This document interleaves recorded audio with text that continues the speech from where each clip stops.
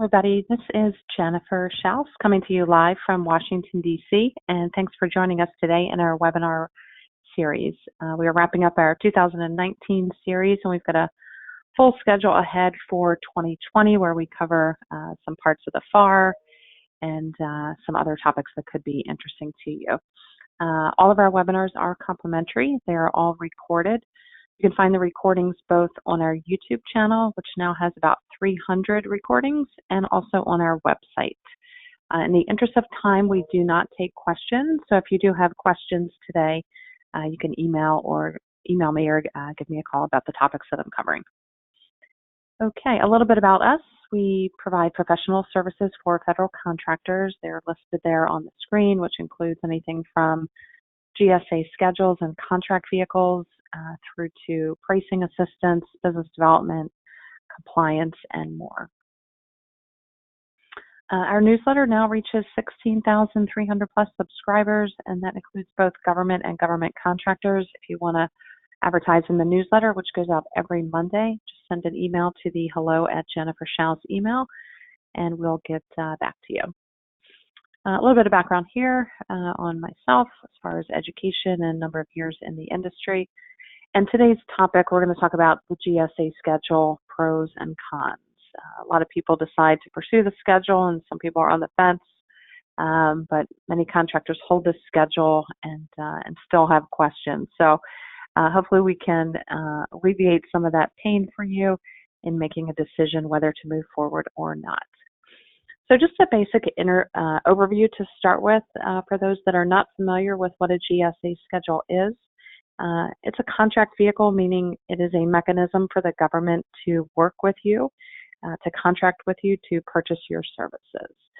It's a marketing tool, meaning that it makes you more attractive to the buyers, can draw attention to you in a positive way, and it's a way, we'll say, to get noticed and help develop business through business development and sales. Because it is a contract, it comes with terms and conditions, and some of those may not be favorable to your company, particularly at the stage that your company may be in. For example, most of the terms and conditions are going to be based on your pricing. So you'll be required to make some pricing disclosures up front, meaning before you get onto the schedule as part of the application process. And then post-award, your prices will come into play. We'll talk about those in more detail, but from a high-level view, your prices come into play post-award because your GSA schedules will be a price ceiling only, a not-to-exceed rate. So as you bid for contracts through your schedule, you will not be allowed to go over that rate. And anytime you go below that rate outside of GSA, that'll trigger what's called the price reduction clause. Okay, so because it is a contract vehicle, I'm going to take each of these bullet points and kind of walk through them. As we mentioned, the schedule, again, is a contract vehicle or a mechanism for the government to work with you. The benefit is it makes it easier for the government to work with you because you've been vetted up front. You're going to have to demonstrate past performance to get onto the schedule. It makes you a trusted entity, so the agencies that want to purchase through the schedule know that you've been through the ringer and you've jumped through all the hoops and checked all the boxes, dotted all the I's, and crossed all the T's with GSA.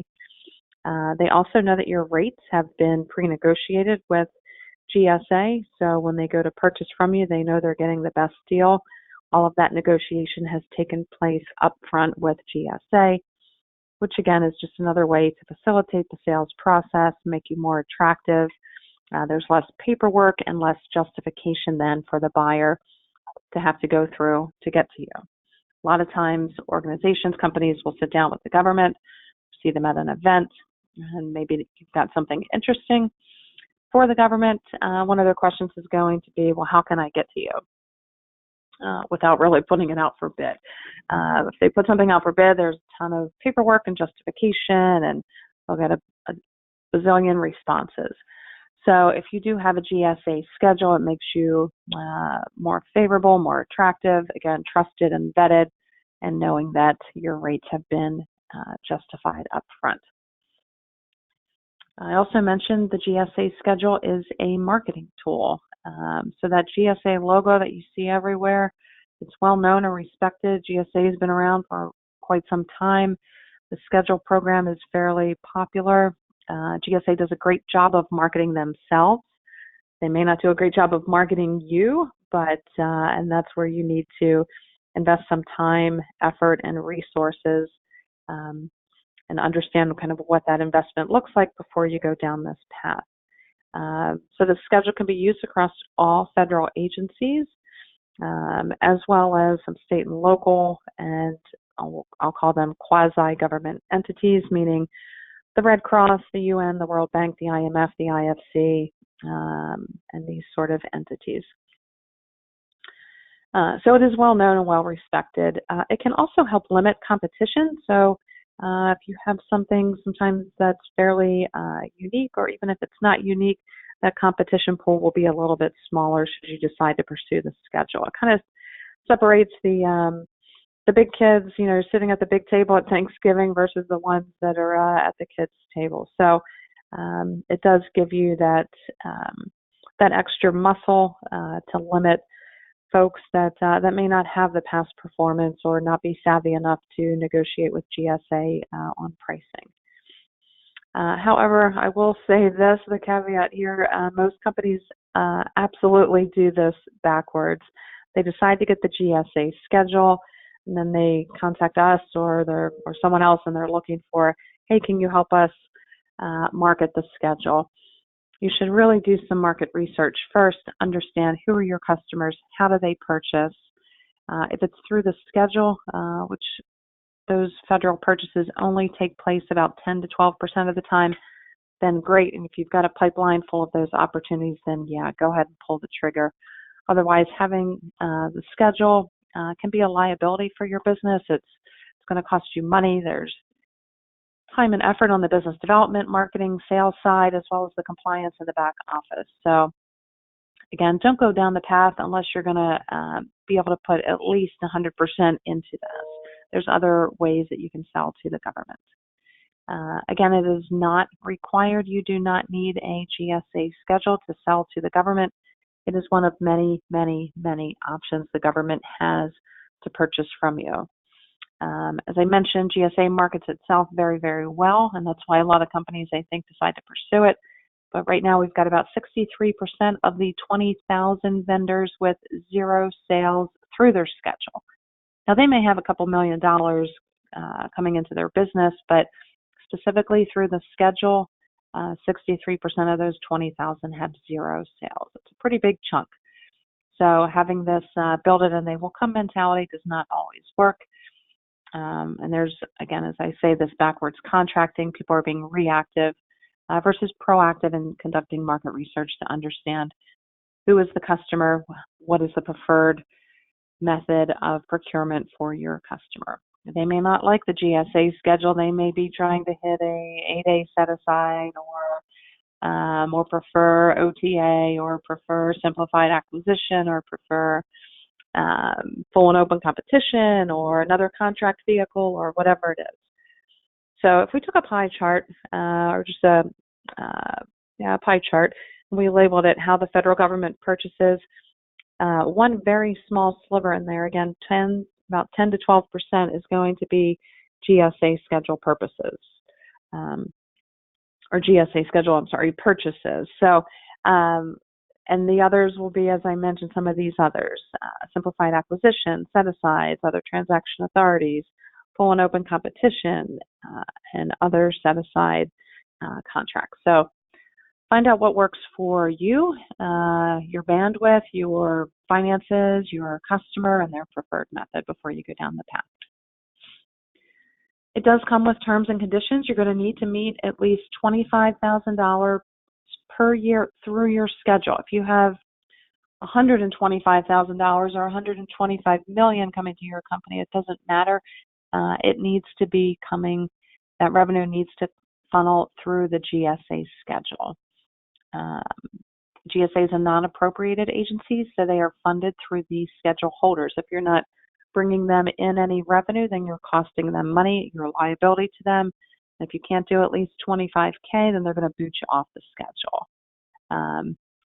There are these pre and post award pricing restrictions and conditions that you should know about. Your GSA rates that are negotiated with GSA, the genesis of those comes from first disclosing who your most favorite customer or your best price customer is.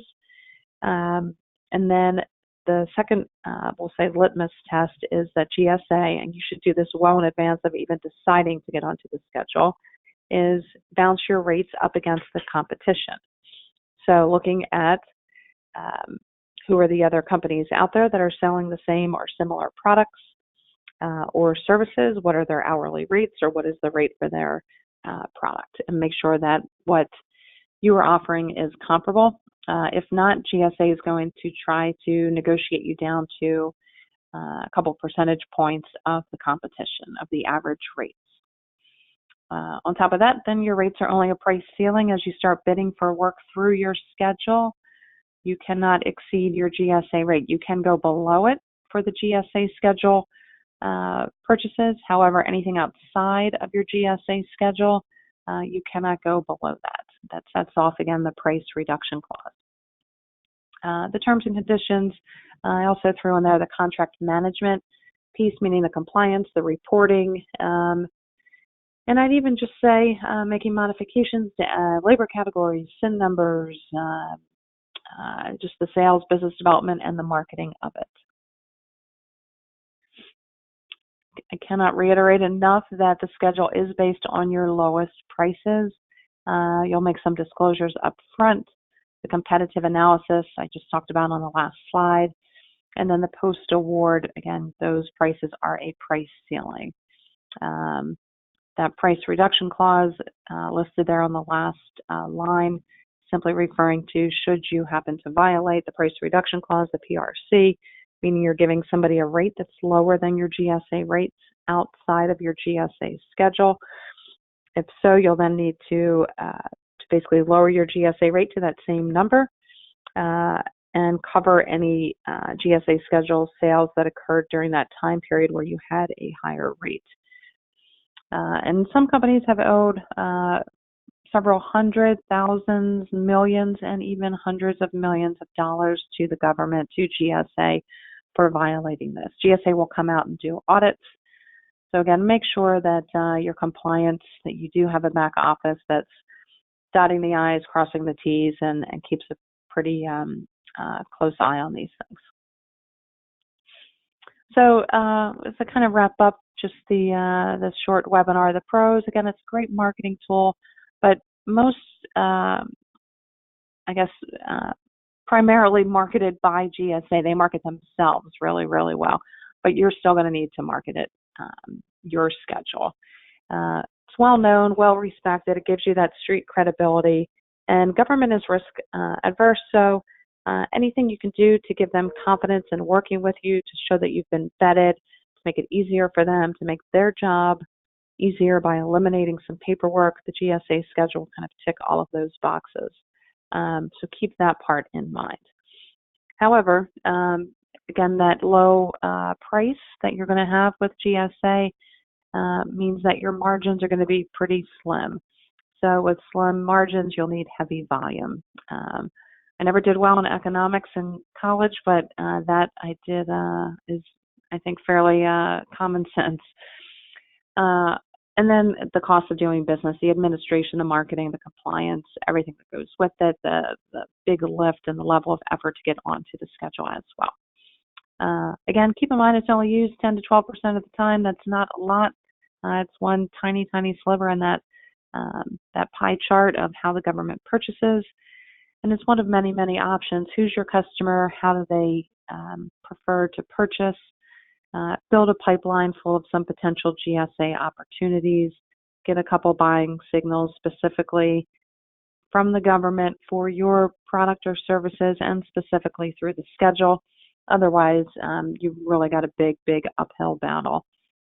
And every company situation is different. So there's not really a blanket answer for, yes, this is perfect for you, or no, it's not. A lot of it's also going to depend on timing. You know, where are you in in your business. What are you trying to achieve? Is there ROI here for this GSA schedule based on publicly available data that's out there? So use that publicly available data to conduct the market research, look at the revenue that's going through the schedule, and more specifically, the special item numbers, the SIN numbers that further identify what it is you're selling. And look also at the opportunities that are going through the schedule. Are those RFPs and RFQs opportunities that you would bid on? GSA is working on the transparency piece, which I think should help in the long run so that you can see the opportunities that you're missing out on. Again, if you think that those are opportunities that you're 110% qualified to do, and that you be competitive price-wise with the other vendors, again, this is all public data, then I'd say, yeah, you've got a little more than a green light to go forward with the schedule. Look at the GSA Advantage as well as the calc.gsa.gov, again, calc.gsa.gov for the hourly wages.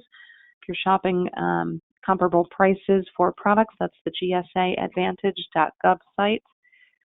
Again, hourly rates and professional services are at calc.gsa.gov. And I'll say it one last time, build a pipeline of GSA opportunities before you decide to pursue this contract vehicle, because it's one of many. If you've got questions or you need help with your schedule, any modifications, audits, renewals, uploads, price lists, negotiations, feel free to give us a call. And thanks again for joining us today. This session is being recorded, and it should be available by the end of the week. Thanks for joining us.